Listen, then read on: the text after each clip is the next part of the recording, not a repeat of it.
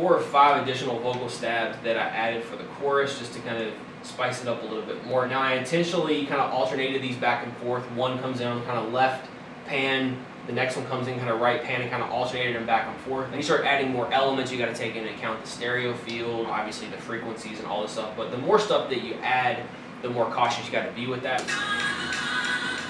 So the first stab comes in at -32, so it's a little harder pan left.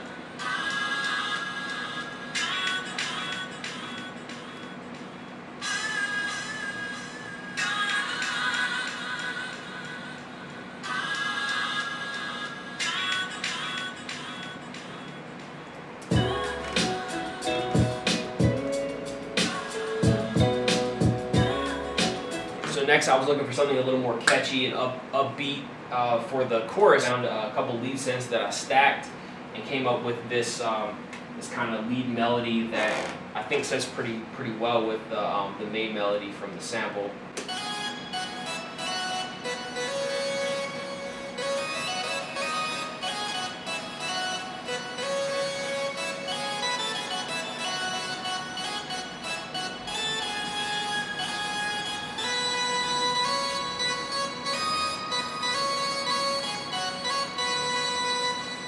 And so these are the main core parts of the track. Now there's a lot of additional percussive tracks. I've got a block sound and a tambourine and the crashes and the additional percussion, all these little shakers and all this stuff. For me, it was going through a number of sounds in my drum library and my sample libraries, experimenting, throwing some sounds into a drum rack or whatever, and just testing some stuff out, playing the track over, and just kind of experimenting. In many cases like that, when I'm just looking, let's say, for some filler percussion, I'll just go through. Sometimes I'll just click random sample folders that I have and just go through the sounds.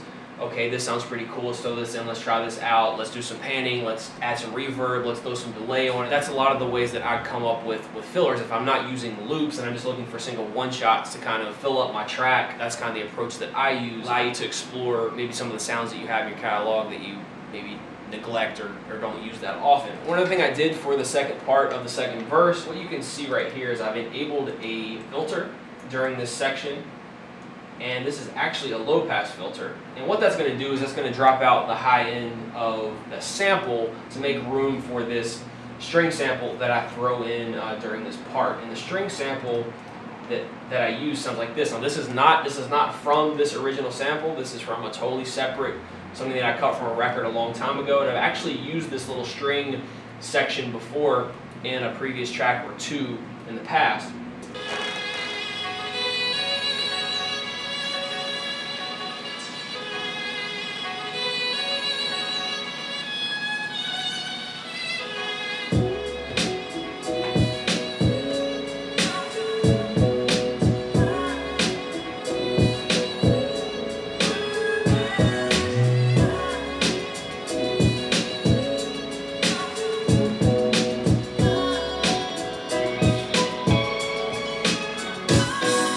Going back to some of these various percussive sounds, you got a couple tambourine sounds, heavy reverb, push back in the mix, extra like very subtle clap that I threw on just for some stereo effect, little percussion, which you probably heard in the beat making video. So I'm not really sure even what this is. I like the way it sounded, put my filter and delay on it, and transitional sounds as always.